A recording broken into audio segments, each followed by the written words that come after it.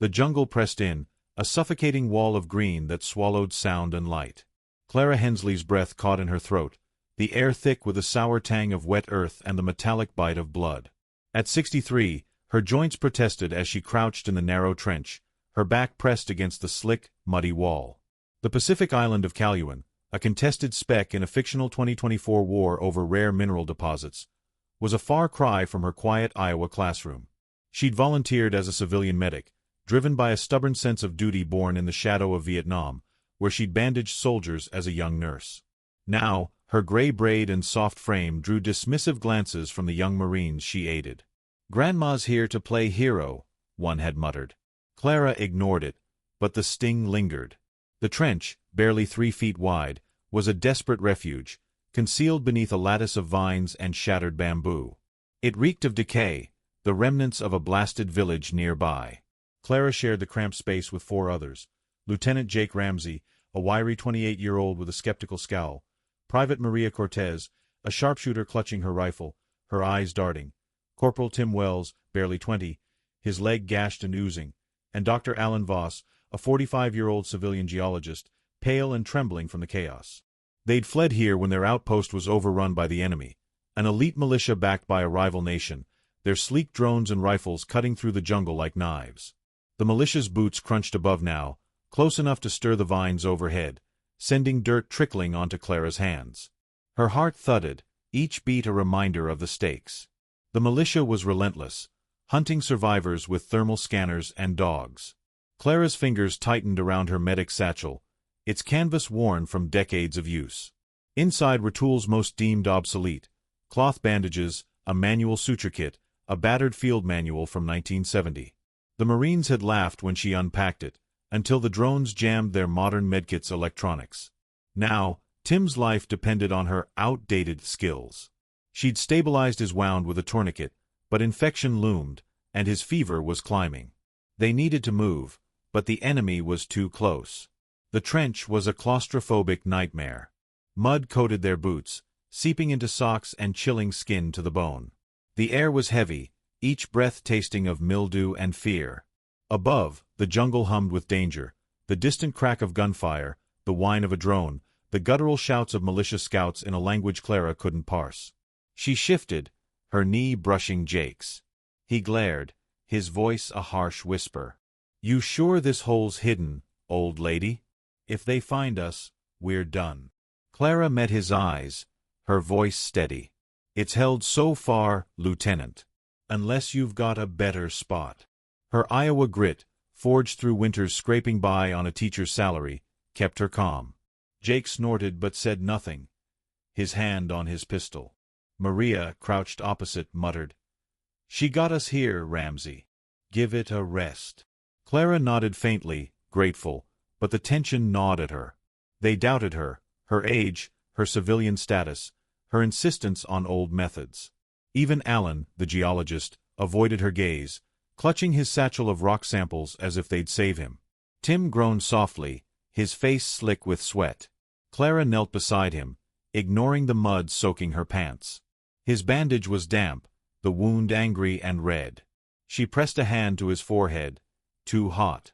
"Hang on, Tim," she whispered, her voice carrying the same firmness she'd used to quiet rowdy students. "We'll get you out." But doubt clawed at her. She was no soldier, no strategist. Her training was decades old, her body slower than it once was. Yet these 4 lives rested on her, the only one with medical know-how in this forsaken trench. The enemy was closer now. Boots scraped the earth above, dislodging pebbles that pattered onto the bamboo. A dog barked, sharp and eager. Clara's stomach twisted. She remembered Vietnam, hiding in a hospital basement during a raid, the same suffocating fear. Back then, she'd prayed and acted, saving a soldier with nothing but a needle and thread. Now, she needed that same clarity. She scanned the trench, 6 feet long, barely enough room to lie flat. The vines above were thick but not impenetrable. If the dogs sniffed them out, or a drone's thermal picked up their heat, it was over. Jake hissed, "They're right on us. We need to move." His voice was tight, his eyes flicking to the trench's mouth, where a sliver of gray light pierced the darkness. Maria gripped her rifle, her knuckles white. Move where? They've got the ridge locked down. Alan, his voice shaking, added, We're sitting ducks. Those drones, they see everything. Clara stayed silent, her mind racing. The militia's tech was advanced, but tech could fail. She'd seen it in Vietnam, fancy gear breaking under jungle strain. Her strength was experience, knowing how to improvise when machines faltered. She opened her satchel, fingers brushing the field manual. Its pages held tricks she'd learned in '68, how to mask a scent, how to move unseen. The militia's dogs were a problem, but Clara recalled an old tactic, using crushed local plants to throw off their noses. Caluan's jungle was full of pungent herbs. She'd seen them en route to the outpost. If they could reach those plants, they might buy time. But that meant leaving the trench, risking exposure. And Tim couldn't walk. A rustle above silenced them. The militia was close, too close. A voice barked orders, boots stomping just beyond the vines. Clara's pulse hammered, but she forced herself to focus. She'd faced skepticism her whole life, as a young nurse told she couldn't handle war, as a teacher mocked for staying in a small town. Each time, she'd proved them wrong. Now, these four needed her to do it again. She leaned toward Tim, checking his pulse, weak but steady. His eyes met hers, trusting despite his pain. That trust anchored her. Maria whispered, Clara, you got any bright ideas? 'Cause we're out of time. Jake shot her a look but didn't argue. Alan clutched his satchel tighter, muttering about surrender. Clara ignored him, her mind on the terrain. She'd studied the island's maps before volunteering, a habit from her teaching days when she'd memorized every trail near her hometown.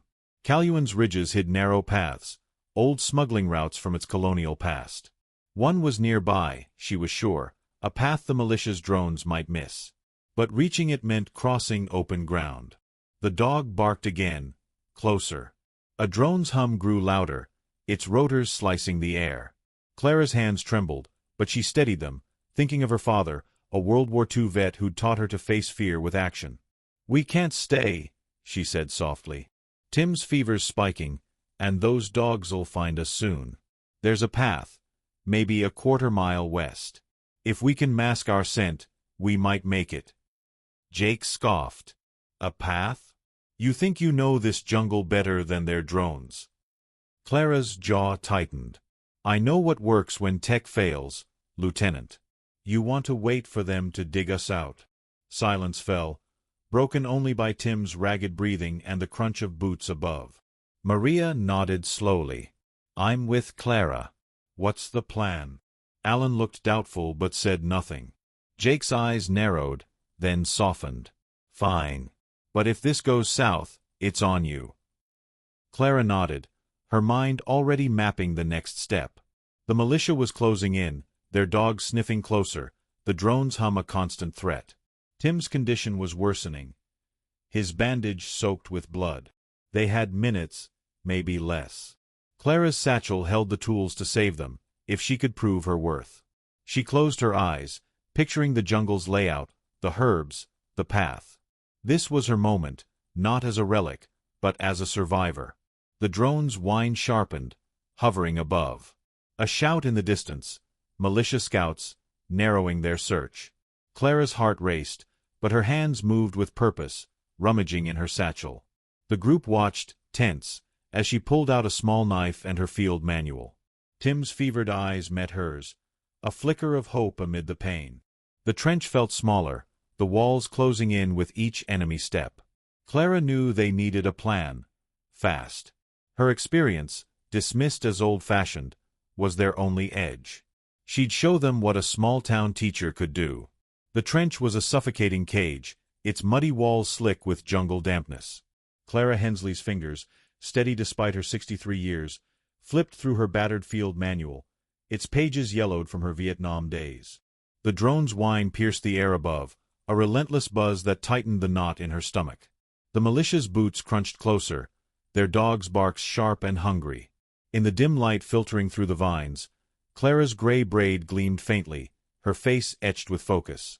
The others, Lieutenant Jake Ramsey, Private Maria Cortez, Corporal Tim Wells, and Dr. Alan Voss, watched her, their breaths shallow in the stifling air. Tim's fevered groans cut through the silence, his leg wound oozing beneath Clara's makeshift bandage. They needed a way out, and Clara's outdated knowledge was their only shot. She paused on a page in her manual, her eyes scanning a faded diagram of scent-masking techniques. In '68, she'd seen medics use crushed herbs to confuse enemy dogs. Caluan's jungle teemed with pungent plants, bitter leaf, she recalled, from her pre-mission studies. Its sharp odor could mask human scent, maybe enough to fool the militia's hounds. But gathering it meant leaving the trench, exposing them to drones and patrols. The smuggling path she'd mentioned, a narrow trail hidden by ridges, was their best chance to escape the militia's net. Reaching it required crossing a clearing, a gamble with Tim's condition worsening. Jake shifted, his voice a low growl. "You really think some old book's gonna save us? Those drones'll spot us the second we move." His skepticism stung, but Clara held his gaze. "Tech fails in jungles, Lieutenant. I've seen it. Those dogs are closer than the drones. Deal with them first, and we've got a chance." Maria, clutching her rifle, nodded. "She's got a point. I've seen dogs track through drone blind spots." Alan, the geologist, clutched his satchel, his voice shaky. "But what if they see us? We're not soldiers. Well, most of us." He glanced at Clara, doubt flickering. Clara ignored the jab, her mind on the plan. "There's bitter leaf near the clearing's edge, maybe 50 yards. I can get it, crush it, spread it around to throw off the dogs. Then we move for the path." Jake snorted. You're gonna crawl out there with drones overhead." Clara's jaw tightened. "I'm smaller, quieter than you, and I know what to look for." She didn't mention the ache in her knees or the fear gnawing at her. She'd faced worse in Vietnam, stitching wounds under mortar fire. This was no different. Tim groaned, his face slick with sweat. Clara knelt beside him, checking his pulse, weak, too fast. His bandage was soaked, the infection spreading. "We've got hours, maybe less," she said. "If we don't move, he's gone." Maria's eyes softened. "What do you need, Clara?" Clara pointed to her satchel. "My knife, some cloth strips. I'll cut the bitter leaf, mix it with mud to spread it. You and Jake cover me from here. Alan, keep Tim quiet." Alan paled but nodded. Jake hesitated, then muttered, "Don't get us killed, Grandma." Clara slipped the knife into her belt, her hands steady despite the drone's hum growing louder. The trench smelled of rot and fear, the air thick with humidity that clung to her skin. She crawled to the trench's mouth, peering through the vines. The clearing was a patchwork of churned mud and blasted trees, the bitterleaf's jagged leaves visible at its edge. Beyond, the ridge loomed, hiding the smuggling path. The militia's shouts echoed, closer now, their dogs' barks sharp. A drone hovered, its red light blinking through the canopy.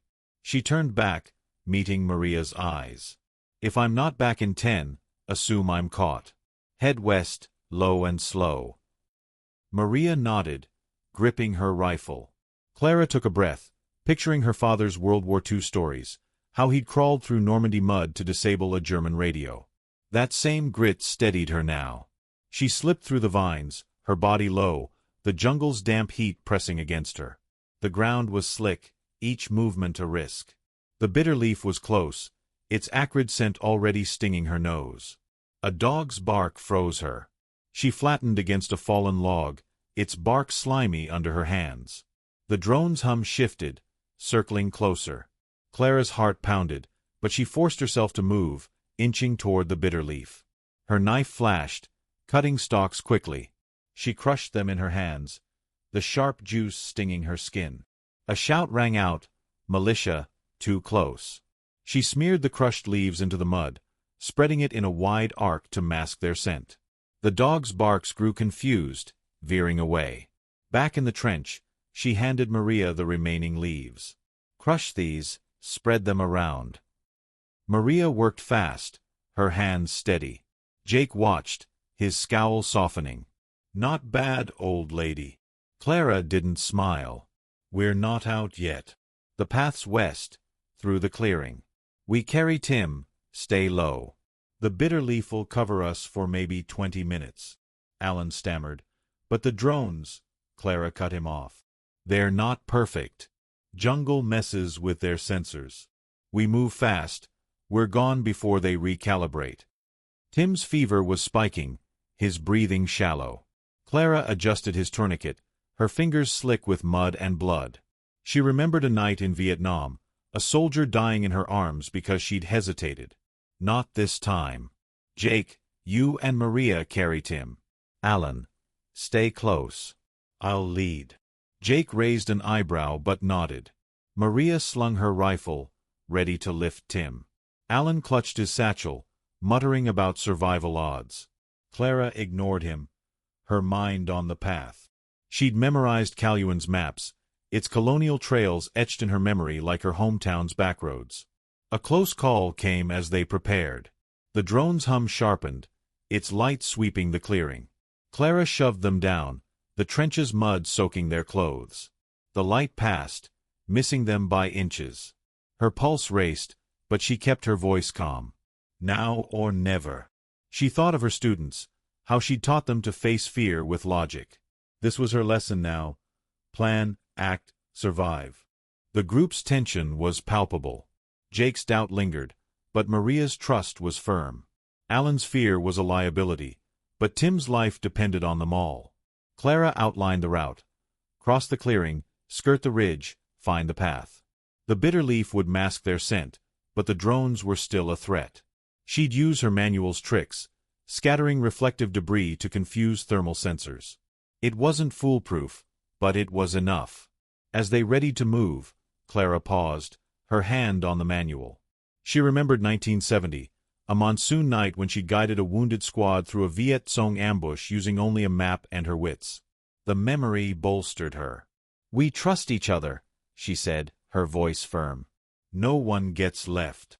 Maria nodded, Jake grunted agreement, and even Alan squared his shoulders. Tim, barely conscious, whispered, "You got this, Clara." The drone's hum faded slightly, the dog's barks distant. The militia was spread thin, searching the wrong area, thanks to the bitter leaf. Clara led them to the trench's mouth, her knife ready to cut through vines. The clearing loomed, a deadly open space. She turned to the group, her eyes steady. "We go now. Follow me, stay low, no noise."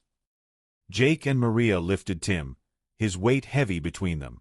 Alan trailed, clutching his satchel. Clara took a breath, the jungle's stench filling her lungs. This was it, their lives in her hands. The clearing was a gauntlet, its mud slick underfoot, the ridge's shadow their only cover. Clara led, her body system, body low, her eyes scanning for militia. The plan was set, but the jungle was alive with threats. Her wisdom, born of decades past, was their shield. She'd prove it now. Clara Hensley's boots sank into the jungle's churned mud, the bitter leaf's acrid tang still clinging to her hands. At 63, her body ached, but her mind was sharp, honed by decades of grit, Vietnam's chaos, Iowa's quiet struggles. The clearing stretched before the trench, a deadly expanse under the militia's drones and patrols. Lieutenant Jake Ramsey and Private Maria Cortez carried Corporal Tim Wells, his fevered body limp, his leg wound oozing beneath Clara's bandage. Dr. Alan Voss trailed, clutching his satchel, his fear palpable. The smuggling path, hidden beyond the ridge, was their salvation, if they could reach it.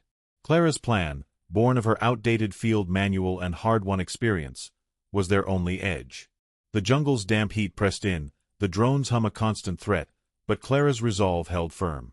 She crouched at the trench's mouth, her knife slicing through vines. The clearing was a graveyard of blasted trees, their splintered trunks glinting in the gray dawn. Her manual had a trick for drones: scatter reflective debris, bits of metal, glass, to scramble thermal sensors. She'd spotted wreckage nearby, remnants of their outpost's radio tower. "Maria," she whispered, "grab those metal shards by the log. Spread them across the clearing." Maria nodded, her sharpshooter's precision guiding her hands as she crept out, tossing fragments into the mud. The drone's red light flickered, its path veering as the sensors glitched. Clara's lips twitched, a small win. Jake hissed, "This better work, Clara." His doubt lingered, but his grip on Tim was steady. Clara met his eyes. "It will. Move when I signal." She scanned the ridge, its shadow their cover. The smuggling path, a narrow colonial trail, was etched in her memory from pre-mission maps, like lesson plans she'd memorized for her students. She'd lead them there, but Tim's condition was dire. His pulse was thready, his skin clammy. Clara adjusted his tourniquet, her fingers slick with mud and blood. She'd lost soldiers in Vietnam to infection. She wouldn't lose Tim. The group moved, low and silent, Clara in front. The clearing's mud sucked at their boots, each step a risk.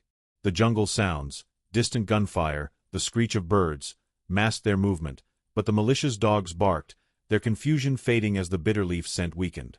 Clara's heart pounded, her knees protesting, but she pushed on, her father's World War II stories echoing. Courage is action under fire. She'd taught that to her students, lived it in Vietnam. Now, it guided her. Halfway across, a drone's hum sharpened, its light sweeping close. Clara shoved them behind a fallen tree, its bark slimy with moss. The light passed, missing them by inches. Alan whimpered, but Maria's glare silenced him. Clara's mind raced. She needed a diversion.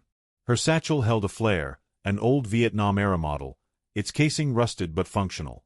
She'd used one in '68 to signal a chopper through a storm. Now, it could draw the militia away.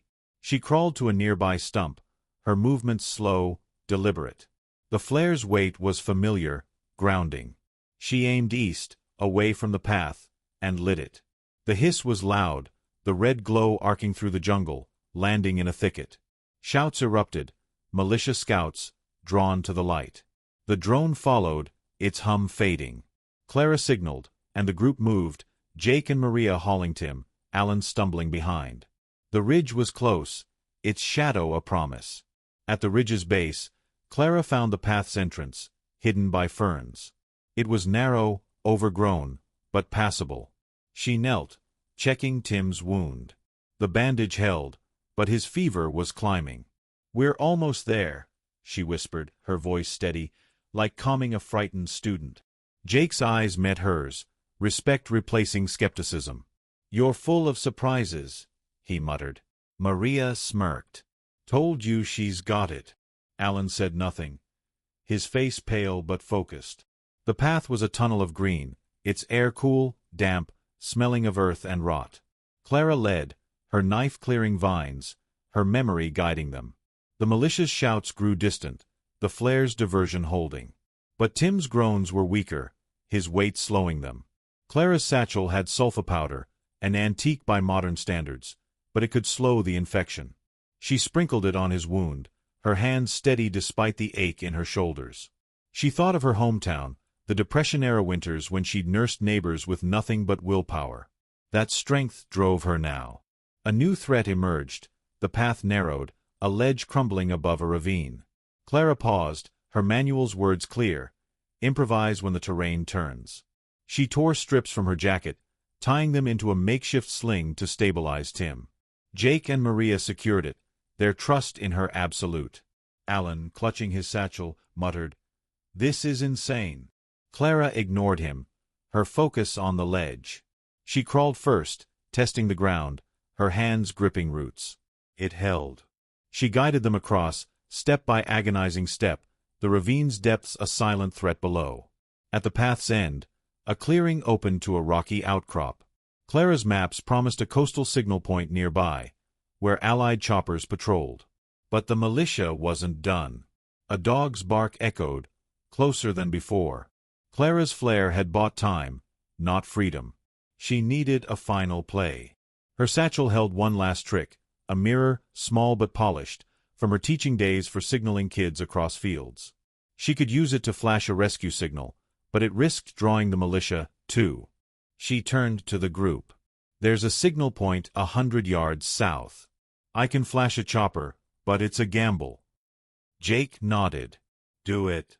We're with you." Maria checked her rifle, ready to cover. Alan, surprisingly, straightened. "I'll help carry Tim." Clara's chest warmed. Trust, hard-earned. She climbed the outcrop, her knees screaming, and angled the mirror, catching the sun's faint rays. 3 short flashes, 3 long, a distress signal from her Vietnam days. The jungle held its breath. Then, a chopper's thrum, faint but growing. Clara flashed again, her arms steady. The militia's shouts were closer, dogs barking wildly. Maria aimed her rifle, Jake his pistol, guarding the outcrop. The chopper's blades roared, its shadow sweeping the clearing. A spotlight locked on them, ropes dropping. Clara's mirror fell from her shaking hand, shattering on the rock, a small loss, her only memento from home. She didn't care. Tim was lifted first, his fevered eyes meeting hers. "Thanks, Clara," he rasped. The militia fired, bullets pinging off rocks. Maria returned fire, her shots precise, holding them back. Jake hauled Alan aboard, then Clara, her body heavy with exhaustion. The chopper rose, the jungle shrinking below. Clara's hands trembled, the cost sinking in, her mirror, her strength, the weight of leading them. She doubted herself, feared her age made her useless. Now, Jake clapped her shoulder. "You saved us, old lady." Maria grinned. "Call her hero." Alan, clutching his satchel, nodded. "I was wrong about you." From the chopper, Clara saw Caluan's green hell fade. She thought of her father, his Normandy stories, and her students, who'd never know this moment. Her sacrifice, her mirror, her comfort, was small against their lives. The chopper's radio crackled. Allied forces, alerted by her signal, were pushing back the militia. Her plan hadn't just saved them, it shifted the fight. Clara leaned back, the thrum of blades soothing. She'd been underestimated, dismissed as a relic. But her wisdom, forged in war and small-town struggle, had won. Duty, perseverance, values her father taught, her students learned, lived in her actions. Tim would survive, the group was safe, and the militia's advance was stalled. She closed her eyes, the jungle's stench still in her lungs, and felt peace. She'd proven her worth, not just to them, but to herself. The chopper banked toward safety, its roar drowning the jungle's chaos. Clara's legacy wasn't in medals or tales, but in the lives she'd saved, the doubters she'd swayed. Her past, Vietnam's lessons, Iowa's grit, had reshaped their future. Wisdom had outlasted doubt, and courage had carved their victory.